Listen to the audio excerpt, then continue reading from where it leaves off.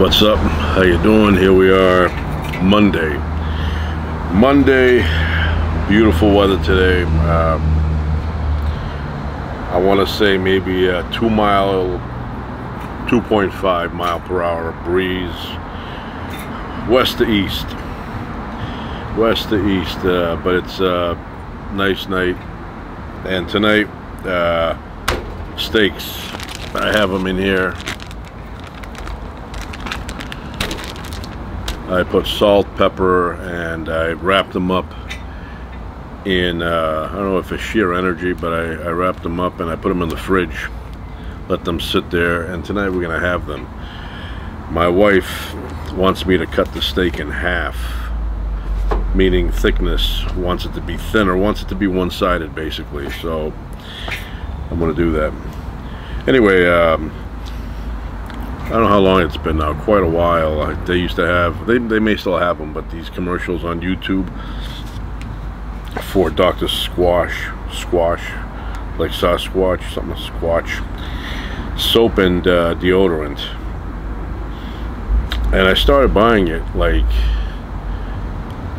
3-4 months ago, and I'm hooked.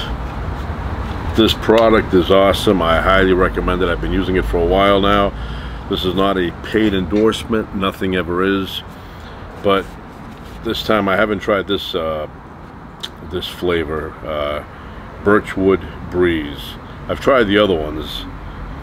I've tried the hell out of the pine one, soap and deodorant. So now I'm going to try this one here. But refreshing. I love it. Just delicious smell. Deodorant is inside. I didn't bring it out. So if you see this in the in Target or any other place, pick it up. It's worth the money. It smells great. So what else happened today?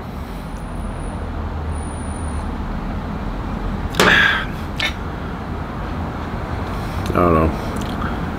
Talk a little bit about Leonard Cohen. I'm a big fan of Leonard Cohen. Leonard Cohen's music. Died in 2016, and I miss him. I always hope that there's some new material in a vault that hasn't been released. But huge fan. Had a big impact on my music life. Very inspirational to me. Famous Blue Raincoat. Love that song, Famous Blue Raincoat. But I basically love all of them. You know, Take This Longing. Special meaning to me. I love that song.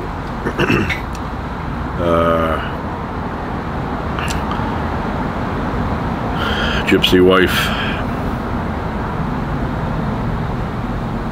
Came So Far for Beauty.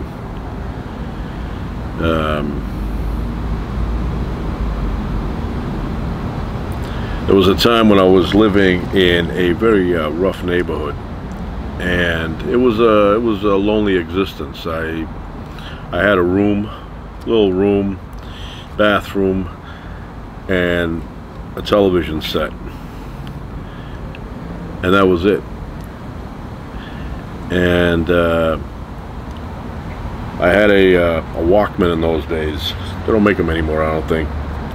And the only thing that kept me company back then was the music of Leonard Cohen. I would listen to it constantly. So Leonard Cohen was like my roommate back in those days. It's a long time ago, but you know, very quiet times for me. Very lonely, a little bit hard. But Leonard Cohen got me through them. So I tip my hat off to Leonard Cohen, my favorite musician, favorite poet, and just in general, I'm a big fan of his. Saw him, what year was that? 2012 maybe, 2011, somewhere. No, it was before that. I think it was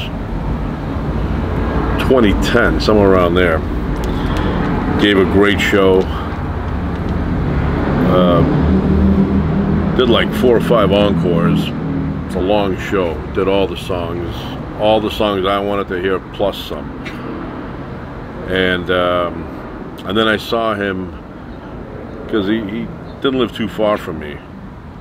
So I saw him once walking. I didn't bother him because I know he had some woman stalking him, and I didn't want him to think I was somebody stalking him. So I didn't approach him. But once in a while I'd drive by his house, and I would see that his vehicle, his truck was outside, and I'd say, Leonard Cohen's home. But yeah, that, you know, the music of Leonard Cohen, the lyrics of Leonard Cohen, they had depth, you know, and they spoke to me. So, like I said, I miss him, I miss his music, the new material. And one thing that, you know, I was satisfied with is that as he grew older, he became more productive. Instead of taking, you know, 5, 7, 8 years to put out an album, he was putting them up boom, boom, boom, back to back to back. I mean, it was just awesome. I couldn't keep up. You know, I would go out and buy one, and then I'd hear Leonard Cohen's releasing another one.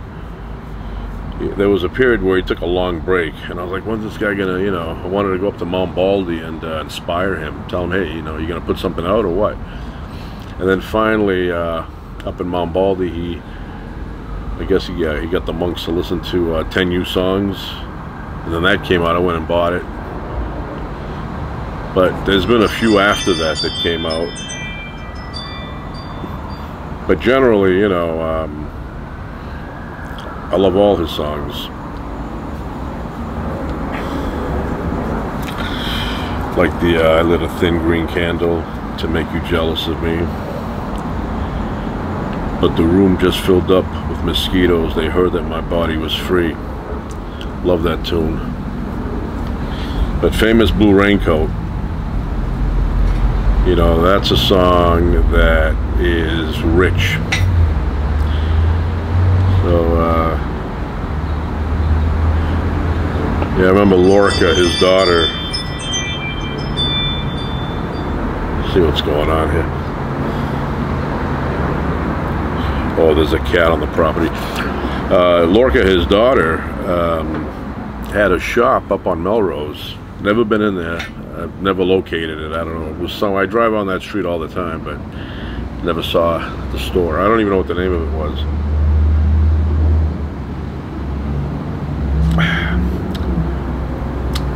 But yeah, every so often, a little bit of time goes by, and I'm craving the music. I gotta listen to some Leonard Cohen. Waiting for the Miracle to Come. Great tune. But you know, just, you know, I'm really into people that take time to write their stuff, and they think about what they want to write. They don't just sit there and just whatever comes into their head and say, I wrote a song in 4 minutes. Good for you. Yeah, Leonard Cohen, it would take years to write a song. He would have 50, 60 verses for a lot of his songs, you know, like Anthem. But, you know, when he died, I got the news. I was at the ArcLight Theater having dinner, and it just caught me by surprise. You know, I knew he wasn't doing well health-wise, but, you know, when you hear it, then, you know, it kind of hits you funny that, you know, he's no longer around. But he left us behind a rich catalog of music. One thing I will say, I tried to read the book Beautiful Loser, and I'm not into drugs, I'm not into getting, you know, lit. But I think you have to be to understand that book. I think he was under the influence when he wrote it. It's very, very difficult to follow. Beautiful Losers. And I think Bob Seger wrote a song based on that book, or used the title, which is a cool song. I'm a big fan of Bob Seger. Now, he's old too now. Turn the Page, great tune. But Leonard Cohen, Chelsea Hotel #2. Janis Joplin, that was a good tune at the Chelsea Hotel.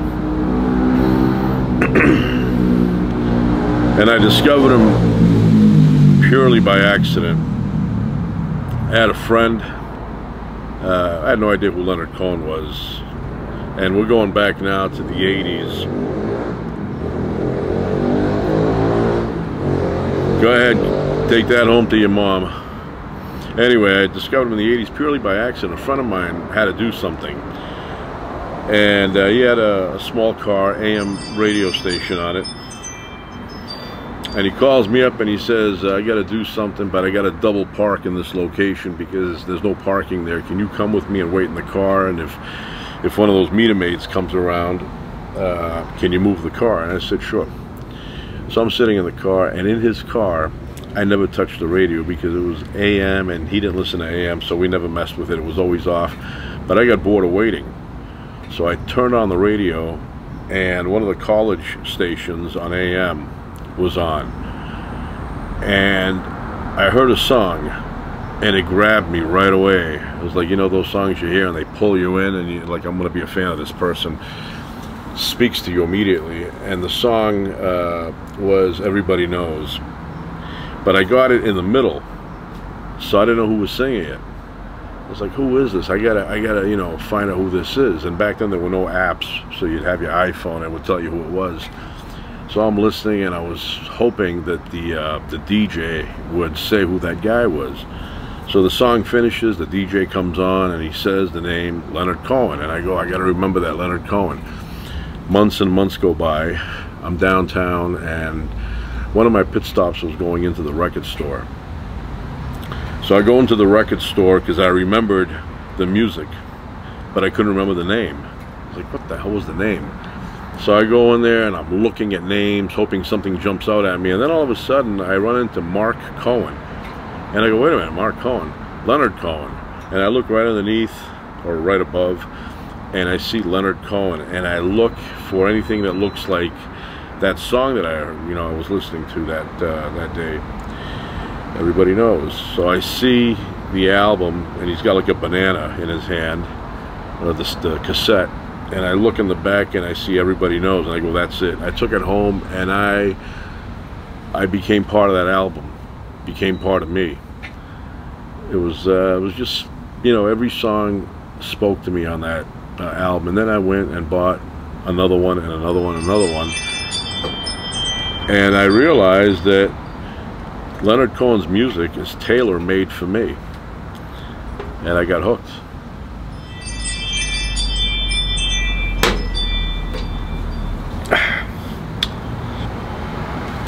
By the way, having a little bit of sake tonight, just a little bit, but it's not made in Japan. This sake is from Washington State, Seattle, Washington, but it's really good. It's a high quality. It's the G. I put it in the freezer because this is it's a little bit warm. I don't drink it warm, but I just want a little bit. It's about 11% alcohol. It's a really light beverage. So anyway, that's it. But I saw him 3 times. One time I was in Toronto. He was there out on the street with I think it was Bare Naked Ladies, and they were singing Marianne, which I love that tune, and he was singing it like hard.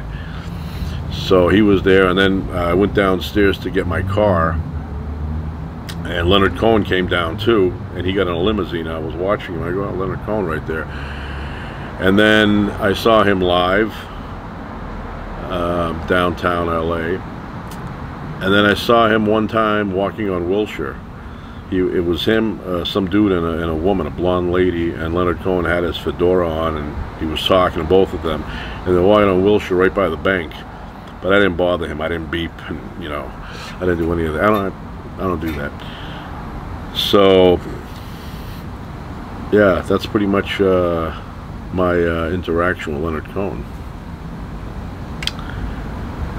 But yeah, he's kind of like the pinnacle of music. I mean, lyrically, how many artists have covered his songs?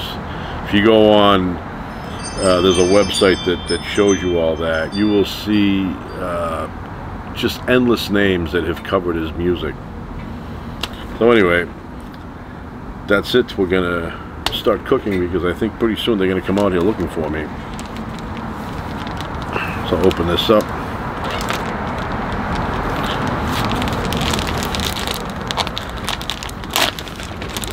I'm gonna let them warm up a little bit because I want them to cook evenly. Doesn't take that long. Yeah, these things are full of flavor. I let them sit for a bit in the salt. The salt pulls out the fluids, makes it tastier. And I wrapped it up so it doesn't oxidize. These are gonna taste great.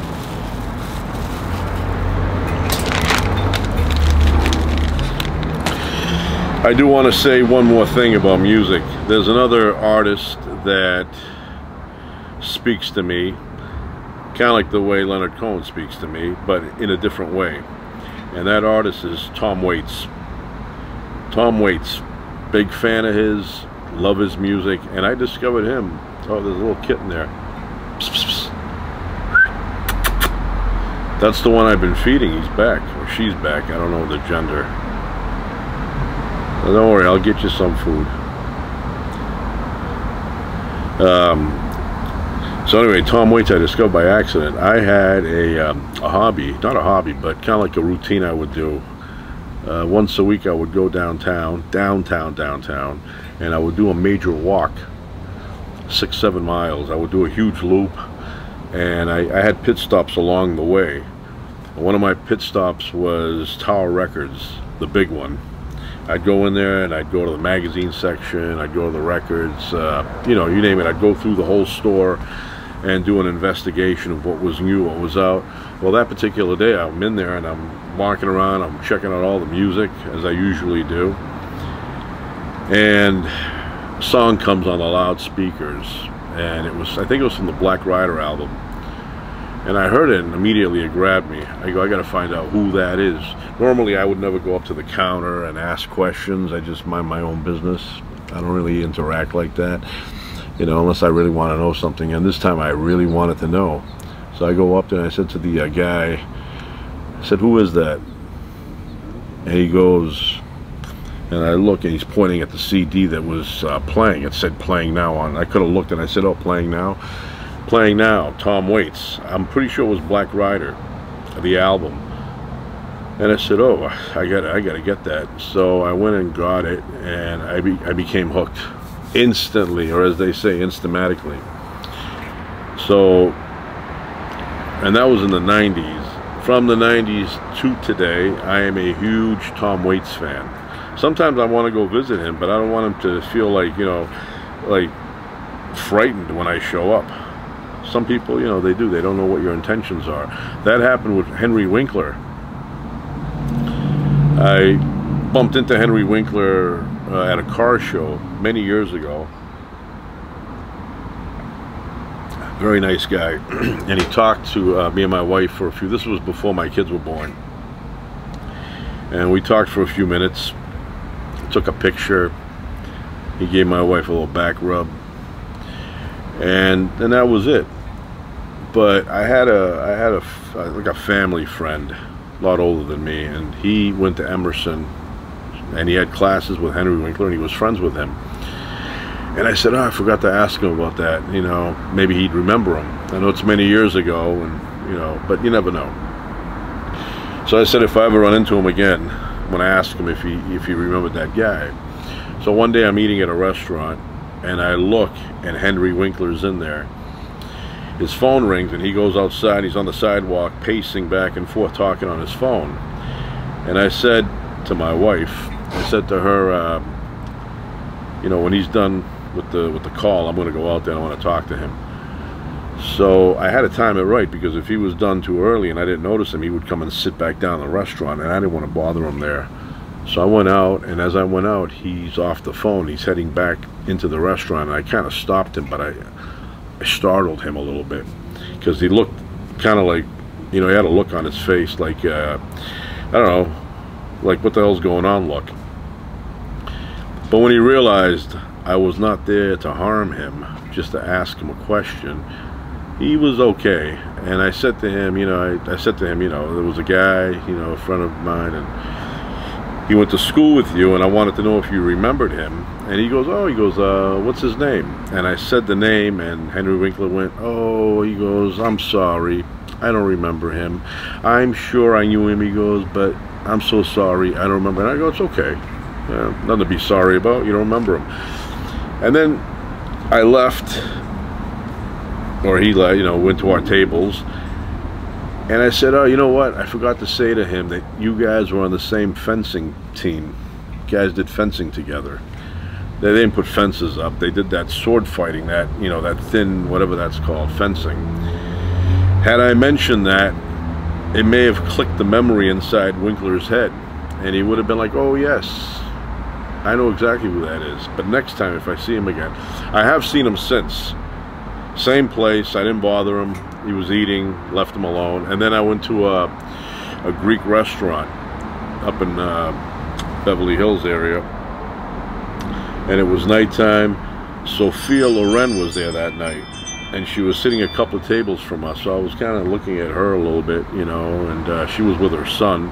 She was looking at us, you know, back and forth, and I was like, wow, Sophia Loren is here. I'm a fan of hers. So then I said, okay, I'm going to go check out, they have this area where you can go check out the fish on ice. So I went up there to look, and as I'm walking, I passed by a table, and there's a dude laughing his ass off. He's holding his chest, he's laughing, and I look, I go, oh, it's Henry Winkler. But I didn't bother him. I'll talk to him, but I want him to be in a setting where he's like alone and doing nothing. I don't want to stop him from talking to his friends, or, you know, it's annoying. I was a big fan of Happy Days with Marion Ross. Marion. So these steaks are good to go. They are a little bit cold because I had them in the fridge. But look at that. Look at that. That's a good sized steak. We're gonna make a big salad inside and have a good meal.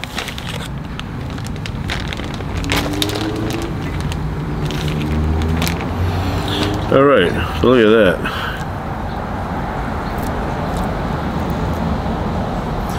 Delicious.